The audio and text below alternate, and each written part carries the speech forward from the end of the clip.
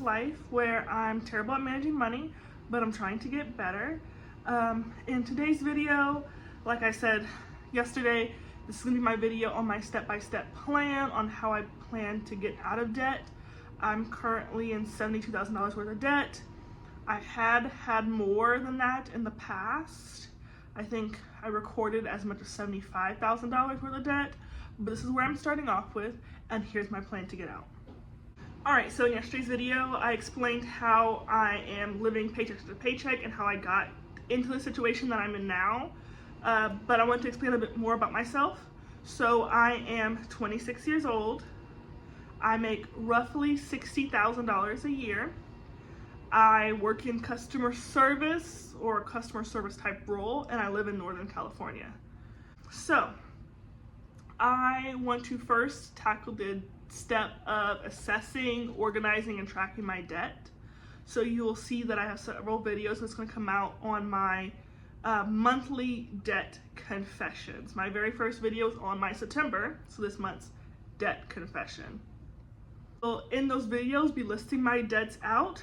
I'm going to list each debt out: credit cards, student loans, auto loans, personal loans, I have a security loan.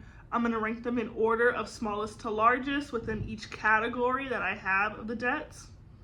And if you want to see that video that I already did where I explain that process and you can see just a more of a breakdown, more detailed breakdown of those debts, you can check that video. I'll have it linked below.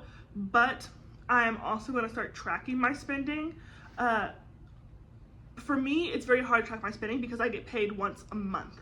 So I get that one boost of, oh, here's my income, and then the rest of the month, while I'm tracking my expenses, it is just negative. Oh, spend money, oh, spend money, spend money, spend money. So I don't really have that boost of excitement of, oh, my paycheck next week or every other week. And so that tends to lead me to not want to budget. But this time around, I'm going to stick to a budget so I can track my spending. Then my step 2 is creating a budget that you can actually follow, so that way you can then start carving out some cash. So even though in step 1, I'm tracking my spending, I'm trying to create a budget, since I don't live on a budget, I never really have, that first budget that I create, that second budget, that third budget is not going to be accurate. I'm going to have to keep tracking my spending so that way I can learn how to properly budget the money that I have, so that way I know how much money I can spend and then how much money I can save. So that's what I mean by step 2 is the actual budget. There are several ways to create this budget. There's the 50-30-20 method. There's the zero-based budgeting method. There's the envelope system, cash envelopes, you name it. I will be tracking every dollar. Since I'm going to be trying something new this time, I'll be tracking every dollar. With the goal to identify some areas to cut spending and free up money to throw at my debt and set up that first initial $1,000 emergency fund. You can, if necessarily, go through your budget and highlight the different streaming services, groceries, dining out, and then minimize your bills that you can cut back on, which those would be those categories, because even the small changes add up. But I will be additionally calling different, excuse me, thank you. I will be additionally calling different businesses to try and get a better rate on my phone bill, my insurance bill, my subscriptions, and if necessary, I will even switch providers. Step 3, I will try to boost my income and then automate all of my expenses. So I touched on this briefly in the last video. My wages haven't been completely stagnant, but I'm going to try and boost my income by either getting second jobs, roommate, selling unused items, looking to get promotions, even if it's out of my comfort zone, by trying to get a job that I would rather not have. Every extra dollar will go directly to debt, And that is what I need the most at this point in my financial journey. So step 4, already touched on, tracking my spending, building that budget so I can start taking money to debt and putting money to savings. But step 4 is to protect myself and to build resistance. So building that first, like baby step 1, $1,000 emergency fund. I need to make at least the minimum payments on my bills. So that's going to take priority. And then once I'm able to budget to make those minimum payments, then I'll be able to carve out that cash to first off establish that $1,000 emergency fund. All right, so step 5 would be to pick my debt payoff strategy. So you have the debt avalanche method, which is where you focused on the highest interest rate debt first to minimize the total interest paid. Then you have the debt snowball method, which is where you pay off the smallest balance first, while of course making minimum payments on all the rest of the debts. And that just gets you those quick wins and that quick motivation. And then there is the debt velocity method, which is where you make all bills and expenses on your credit cards and then use the leftover cash to pay the minimum payments and then tackle debt.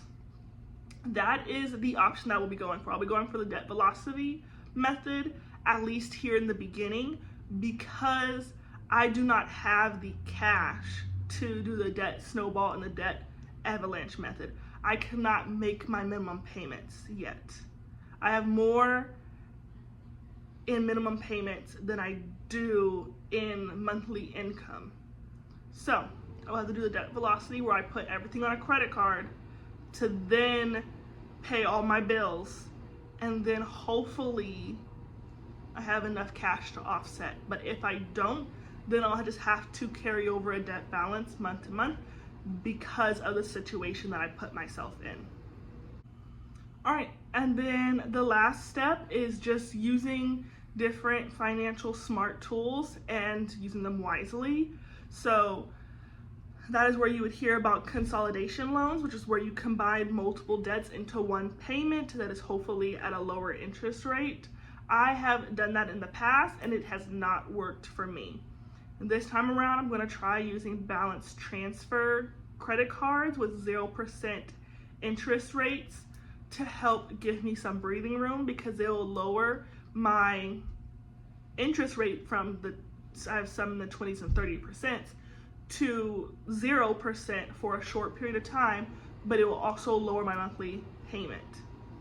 And so my goal is to try using those tools to lower my debt at least to the point where I can begin making minimum payments with my income instead of with credit cards, like as I mentioned with the debt velocity method.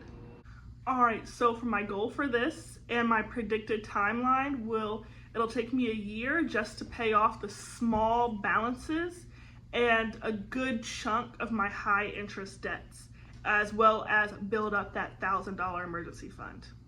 Then it'll take me until year 2 to tackle the majority of my larger debts. And then it'll take me to year 3, like Dave Ramsey predicts, because I have more debt than I do income. It'll take me that 3rd year to be debt free, and then to finally, hopefully, start building the 3 to 6 month emergency fund. But that's it. That's my step-by-step plan to pay off my $72,000 of debt.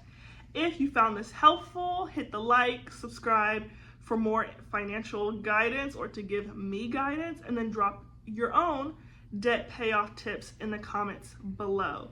But also, like I said in the previous videos, I will still be living my life and enjoying my life in my 20s. This will not be a gazelle intense pay off all the debt as soon as possible way of debt payoff. If that is something that will anger you, then you will not want to follow along. But if you would, please follow along, and I hope you enjoy me. My next video will be more about my debt confessions, so stick around, and till then, thank you for watching. Bye-bye.